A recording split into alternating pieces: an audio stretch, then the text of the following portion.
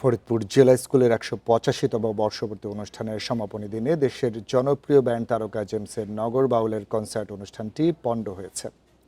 শুক্রবার সন্ধ্যায় পরে জেলা স্কুল মাঠে সাংস্কৃতিক অনুষ্ঠানের আয়োজন করা হয়। এ সময় রেজিস্ট্রেশন করা শিক্ষার্থীদের বাইরে জেলা স্কুল অনুষ্ঠানে ঢুকতে না পেরে হট্টগোল করে বহিরাগতরা। ইটপাটকেল ছোড়া হয়। রাত ৯:৩০টার দিকে পরিস্থিতি সামাল দিতে অনুষ্ঠান স্থগিত করার ঘোষণা দেয় আয়োজক কমিটি। পরে পুলিশ ঘটনাস্থলে পৌঁছে পরিস্থিতি নিয়ন্ত্রণে আনেন। ২০,০০০ লোক তারা বাহিরে ছিল।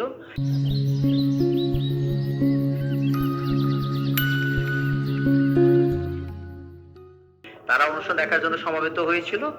তো তারা অনেকেই ঢুকতে চেয়েছিল বা ঢুকতে পারেনি এবং ভিতর থেকেও তাদেরকে বাধা দেওয়া হয়েছিল। তো এইটা নিয়ে একটি অনাকাঙ্ক্ষিত পরিস্থিতির উদ্ভব হয় এবং এর ফলে হই হট্টগোলের কারণে কর্তৃপক্ষ তারা অনুষ্ঠানটি আপাতত স্থগিত